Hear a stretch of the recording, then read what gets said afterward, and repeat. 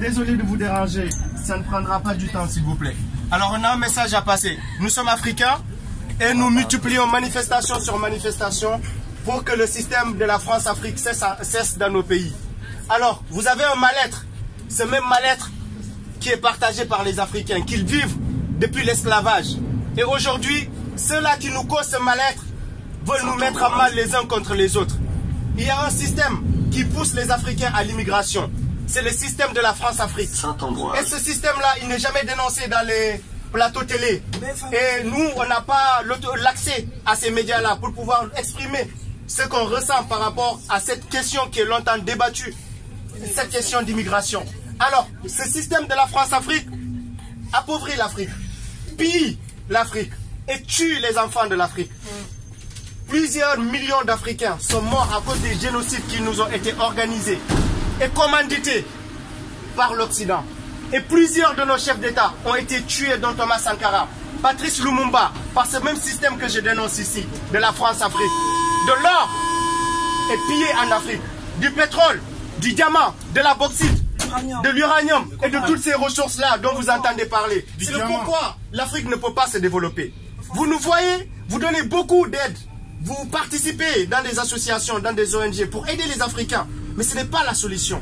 La solution, les élus français la détiennent. Ils savent comment désamorcer cette bombe qui pousse la population africaine à l'immigration. Ils savent comment apaiser cette tension qui existe encore en Afrique à cause des armes qui sont données à des dictateurs pour tuer la population africaine. Ali Bongo, 50 ans au pouvoir, soutenu par Emmanuel Macron. Paul Biya, 36 ans au pouvoir, reçu par Emmanuel Macron. Denis Sassou Nguesso, qui tue 40 ans au pouvoir, soutenu par Emmanuel Macron. Idriss Déby, 26 ans au pouvoir, soutenu par Emmanuel Macron. C'est ça qui pousse Paul Gnassingbé, pareil, 50 ans au pouvoir. C'est ça qui pousse les Africains à l'immigration. On a la volonté de développer nos pays. On a eu des présidents qui ont voulu changer cette politique-là. Mais vous savez ce qui est arrivé à ces présidents? Ils ont été assassinés. Et tous ceux qui osent dénoncer ces choses sont morts de façon accidentelle. On ne sait pas ce qui nous arrivera à nous qui portons ce combat aujourd'hui. Mais ça a toujours été la pratique de la France. Faire taire les gens en tuant ceux qui se lèvent pour combattre ce système-là que nous dénonçons aujourd'hui.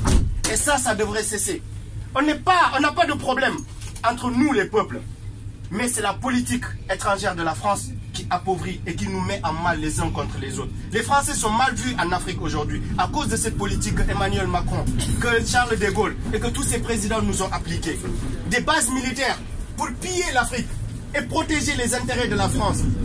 Pour destituer des présidents démocratiquement élus par leur peuple ou sinon les tuer. C'est pour ça que vous nous voyez ici. Et aujourd'hui, on s'assoit sur une table pour décider si on reçoit ces immigrés, oui ou non, cette misère du monde, comme Marine Le Pen aime bien le dire dans son discours. On est la misère du monde. Oui, cette misère du monde que la France a créée, que les États-Unis ont créée, que tous ceux qui se sont assis autour de cette table-là, lors de la conférence de Berlin, ont décidé de condamner les Africains à la pauvreté à jamais. C'est ça qui nous pousse à l'immigration. Et désolé de vous avoir dérangé. Si mon frère a quelque chose à partager, merci à vous.